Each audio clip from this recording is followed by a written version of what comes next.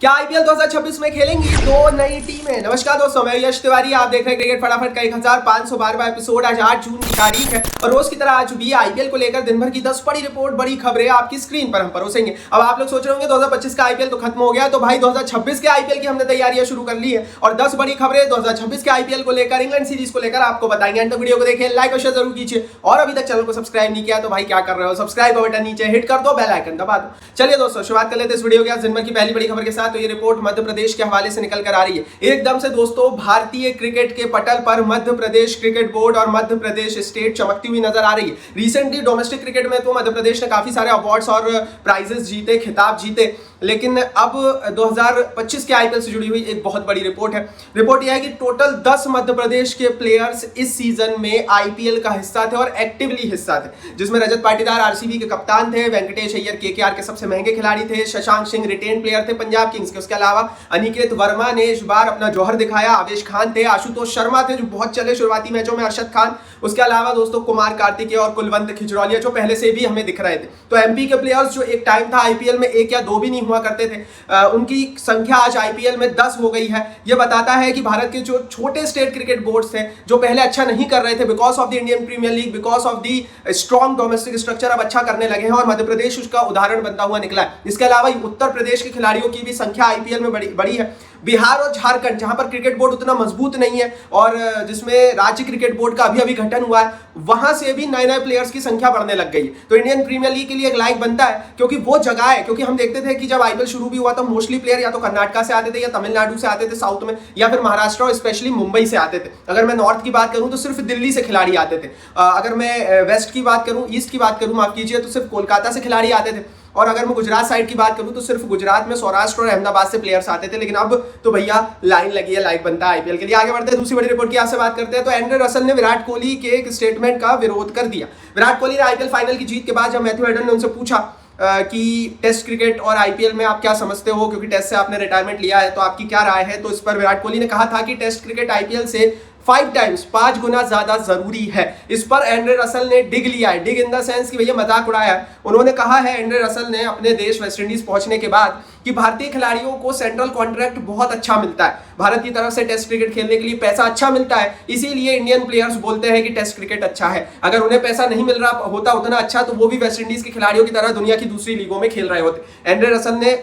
कुल मिलाकर खुद का दुखड़ा भी सुनाया। उन्होंने कहा कि हमारे वेस्टइंडीज के क्रिकेट बोर्ड में उतना पैसा ही नहीं है कि हम किस बात पर जाकर टेस्ट क्रिकेट खेलेंगे। अगर हम अपना 5 दिन टेस्ट क्रिकेट खेलने में दे रहे हैं तो हमें उस हिसाब से पैसा भी मिलना चाहिए। इसके उलट अगर हम कोई से 5 T20 लीग के मैच खेल लेंगे तो उससे 10 गुना ज्यादा इनकम हो जाएगी। तो एंड्रे रसल ने कहा है कि भाई ये जो टेस्ट क्रिकेट की उपयोगिता जो क्रिकेट बोर्ड्स बता रहे हैं, विराट कोहली बता रहे हैं, ये तभी तक अच्छी लगती है जब तक आपको वहां पैसा मिल रहा हो, और पैसा सिर्फ 3 क्रिकेट बोर्ड्स के टेस्ट मैचों में मिलता है, वो है ऑस्ट्रेलिया, इंग्लैंड और इंडिया। दैट्स व्हाई यही 3 क्रिकेट बोर्ड्स हमें लगातार कहते हैं कि टेस्ट क्रिकेट देखो, जबकि दूसरी तरफ वेस्टइंडीज हो, श्रीलंका हो, जिम्बाब्वे हो, इनकी स्थिति अच्छी नहीं है और टेस्ट क्रिकेट में तो बहुत बुरी है अगर मैं पैसों की बात करूं तो। एंड्रे रसल की ये बात आपको कितनी वजनी लगी, ये तो आप बता दो नीचे कमेंट बॉक्स में लिख। आगे बढ़ते हैं दोस्तों, तीसरी बड़ी रिपोर्ट की यहाँ से बात करते हैं। तो माई क्रिकेट प्रोडक्शन मतलब हमारी आईपीएल 2025 की प्लेइंग 11 कैसी है, स्क्रीन पर आप देख पा रहे होंगे। साई सुदर्शन और विराट कोहली मेरे हिसाब से मेरी टीम में ओपनिंग करेंगे। अगर मैं पूरे आईपीएल के सभी प्लेयर्स की एक टीम बनाऊंगा, प्लेइंग 11 बनाऊंगा, तो उसमें भैया मेरे हिसाब से सुदर्शन के साथ विराट कोहली ओपनिंग करेंगे। नंबर 3 पर मैं सूर्या यादव को रखूंगा, नंबर 4 पर मैं कप्तान के रूप में श्रेयस अय्यर को रखूंगा। मेरे हिसाब से फाइनल बेशक रजत पाटीदार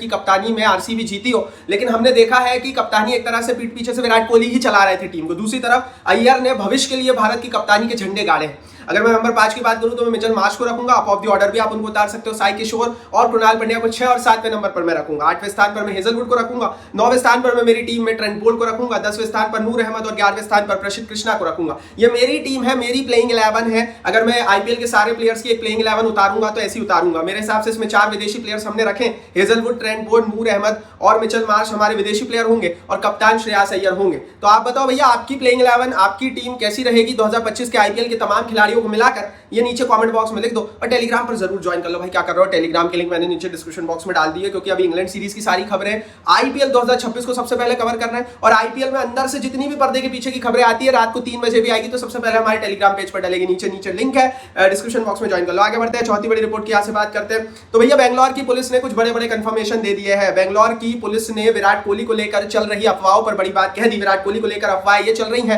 कि विराट कोहली के ऊपर FIR दर्ज कर दी गई है भगदड़ के लेकर, और विराट कोहली इसीलिए लंदन चले गए हैं, UK भाग गए हैं। ऐसी खबरें सोशल मीडिया पर चल रही थी। इसको लेकर बेंगलोर की पुलिस ने क्लैरिफिकेशन दे दिया। उन्होंने कहा विराट के ऊपर अभी तक कोई कंप्लेंट, कोई FIR दर्ज नहीं हुई है। FIR दर्ज हुई है रॉयल चैलेंजर्स बेंगलोर के मैनेजमेंट के अधिकारियों पर और विराट कोहली के पर्सनल CEO जिनकी बातें कही जाती है, बहुत ज्यादा वो दिखते भी है, उनको लेकर कहा जा रहा है कि उनके ऊपर कंप्लेंट दर्ज हुई है, विराट पर नहीं हुई है। तो बहुत बड़ी रिपोर्ट्स थी, सोशल मीडिया पर चल रही थी, आपके लिए बताना इंपॉर्टेंट था। आगे बढ़ते हैं, 5वीं रिपोर्ट की यहाँ से बात कर लेते हैं। ये खबर दोस्तों निकल कर आ रही है BCCI के सेक्रेटरी के हवाले से। ये जो भी भगदड़ हुई बेंगलोर में, इसके पीछे कौन रिस्पॉन्सिबल है, इसको लेकर अभी तक तू मैमे का खेल चल रहा है। बेंगलोर की गवर्नमेंट RCB के ऊपर कई तरह से उनके जो गवर्नमेंट में लोग हैं वो RCB पर आरोप लगा रहे हैं कि RCB के मैनेजमेंट ने नहीं सुना, और पुलिस के मना करने के बावजूद भी उस मैदान में इतनी भीड़ को बुलाया गया ट्रॉफी के लिए। दूसरी तरफ RCB वाले कह रहे हैं पुलिस सुरक्षा नहीं थी।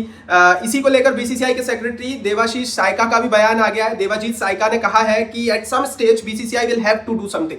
उन्होंने कहा है कि भैया BCCI को भी कुछ करना पड़ेगा, और एट सम स्टेज किसी न किसी पैमाने पर हमें भी अपनी तरफ से एक्शन लेना पड़ेगा। आपको बता दूं दोस्तों, कर्नाटका स्टेट क्रिकेट एसोसिएशन के 2 बड़े अधिकारियों को सस्पेंड कर दिया BCCI ने, लेकिन सवाल उठता है रॉयल चैलेंजर्स बेंगलोर की टीम को लेकर। BCCI के सेक्रेटरी जो सायका है, उनका भी अंदेशा इसी तरह का था। उन्होंने भी आरोप RCB पर ही लगाया। उन्होंने कहा कि RCB अगर करती ही नहीं, ये सब कुछ होता ही नहीं। तो देखते हैं भाई BCCI क्या एक्शन लेने की तैयारी में है रॉयल चैलेंजर्स बेंगलोर की टीम पर। बहुत सारे लोग बोल रहे हैं कि RCB की टीम बैन हो जाएगी, तो भाई ऐसा नहीं होने वाला है। ये जो इंसिडेंस हुआ है बहुत दुखद है और ऐसी चीजें नहीं होनी चाहिए। और मेरे हिसाब से अगर मेरी राय आप मानोगे तो RCB भी उतनी ही रिस्पॉन्सिबल है जितनी वहां की गवर्नमेंट, जितनी वहां की पुलिस रिस्पॉन्सिबल है। बड़ी चीज ये नहीं है, बड़ी चीज ये है कि किसी को भी अंदेशा नहीं था कि एक साथ इतने सारे लोग, 3 लाख लोग वहां मैदान में आकर खड़े हो जाएंगे। तो जाहिर है पॉपुलैरिटी थी, लेकिन बहुत सारे फेलियर्स हुए, किसी को ये पता भी नहीं था ऐसा कुछ हो जाएगा, और जो भी हुआ वो बिल्कुल गलत हुआ। आगे बढ़ते हैं दोस्तों, यहाँ से बात कर लेते हैं अब दिन भर की 5वीं बड़ी रिपोर्ट की, माफ कीजिए 6वीं बड़ी रिपोर्ट की।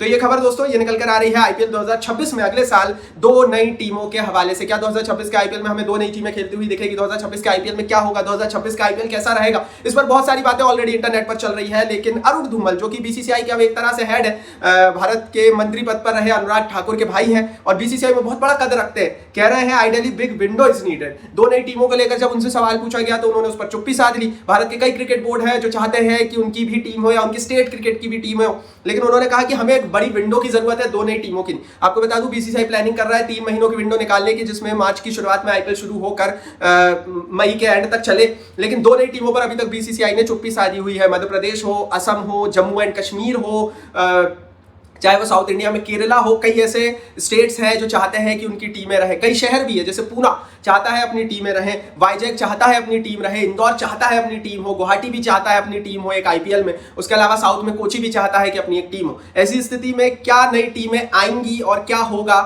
इसको लेकर अब आगे ही हमें पता लगेगा, क्योंकि अभी तो IPL के जो हेड है, BCCI के head, kind of A head Arun Dhumal ने तो डिनाई मूड ही दिखाया है। आगे बढ़ते हैं, साथ ही रिपोर्ट की यहाँ से बात करते हैं। चेन्नई सुपर किंग्स को लेकर ये बड़ी रिपोर्ट है।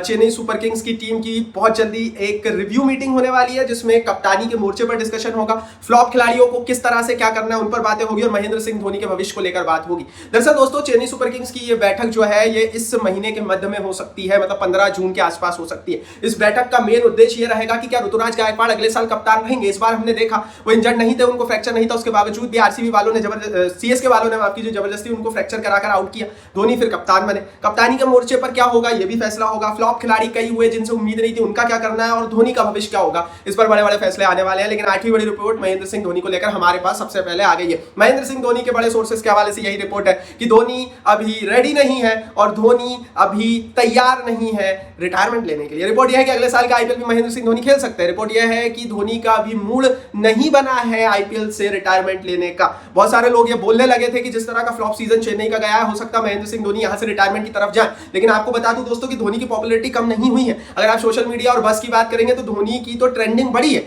ऐसी स्थिति में महेंद्र सिंह धोनी अभी एक सीजन और खेल सकते हैं, और मेरे हिसाब से जहां तक रिपोर्ट है 43 इयर्स के धोनी हो चुके हैं, और रिपोर्ट यह है कि वो 45 तक की प्लानिंग कर चुके हैं। चेन्नई की दूसरी तरफ जरूरत है महेंद्र सिंह धोनी की ब्रांड वैल्यू की, तो अब हमें बहुत कुछ होता हुआ दिखने वाला है। आगे बढ़ते हैं, 9वीं बड़ी रिपोर्ट की यहाँ से बात करते हैं। ये खबर, ये रिपोर्ट दोस्तों निकल कर आ रही है एबी डिविलियर्स के हवाले से। एबी डिविलियर्स ने एक बड़ा क्लेम किया, 11 साल तक आईपीएल में खेले एबी डिविलियर्स, बहुत बड़ी इनिंग खेली। बहुत सारे लोग आज भी ये बोलते हैं कि एबी डिविलियर्स को और पैसा मिलना चाहिए था, जितना पैसा उन्हें मिला वो कम है। ऐसी स्थिति में एबी डिविलियर्स से जब ये पूछा गया तो उन्होंने उलट बात करी। उन्होंने कहा आई वाज ओवरपेड। उन्होंने कहा भैया मुझे तो ज्यादा पैसा दे दिया या आईपीएल खेलने का, मैं ओवरपेड हूं। उसके पीछे का उन्होंने कोई ठोस कारण नहीं बताया। हो सकता है जब वो खेले तो आरसीबी ने खिताब नहीं उठा सकी। ऐसी स्थिति में एबी डिविलियर्स की सोच थी कि अगर वो खेलते और आरसीबी खिताब उठाती तो बड़ा अच्छा होता। एबी डिविलियर्स ने 37-38 आई थिंक 38 की एज में आईपीएल से रिटायरमेंट की घोषणा कर दी थी। एबी डिविलियर्स जैसे प्लेयर्स आते नहीं है, एबी के लिए लाइक तो बनता है, क्योंकि जब भी हम एबीडी को सोचते हैं ना भाई सच में यार एक अलग ही इमोशन तैयार होता है, क्योंकि वो एक खिलाड़ी था जिसने आईपीएल को अपने कंधों पर चढ़ाकर रखा वो समय जब आईपीएल ग्रो कर रहा था। आज तो आईपीएल बहुत बड़ी एंटिटी है, लेकिन जब जैसे जैसे आईपीएल ग्रो कर रहा था 2010, 11, 12, 13, 14 ये वो साल थे जब आईपीएल ग्रोथ फेज में था। उस समय एबी डिविलियर्स साथ थे आईपीएल के। आगे बढ़ते हैं, बात करते हैं दिन भर की 10वीं रिपोर्ट की। तो ये खबर, ये रिपोर्ट केएल राहुल के हवाले से निकल कर आ रही है। केएल राहुल ने शतक लगा दिया इंग्लैंड लॉयंस के खिलाफ। इंग्लैंड लॉयंस और इंडिया ए की टीम का इस समय प्रैक्टिस टेस्ट मैच चल रहा है इंग्लैंड में, जहां पर केएल राहुल भी खेलते हुए नजर आ रहे हैं। यशस्वी जायसवाल और ऐश्वर्यन तो हो गए। पहले दिन की समाप्ति के बाद भारत ने 7 विकेट खोकर 319 रन किए, लेकिन केएल राहुल का शतक भारत को एक बड़ी उम्मीद देता है 20 तारीख से शुरू हो रहे इंग्लैंड के खिलाफ टेस्ट सीरीज से पहले। तो ये थी दिन भर की 10 बड़ी रिपोर्ट। कमेंट बॉक्स में जरूर बताइए कौन सी खबर आपको अच्छी लगी, कौन सी नहीं और क्यों। यूट्यूब ने कमेंट बॉक्स आपके लिए दिया, तो अपनी राय प्लीज कमेंट बॉक्स में लिखिए। टेलीग्राम पर ज्वाइन कीजिए, नीचे लिंक, इस वीडियो को लाइक और शेयर कीजिए, और चैनल को अभी तक सब्सक्राइब नहीं किया है तो सब्सक्राइब का बटन नीचे हिट कर दो, बेल आइकन दबा दो।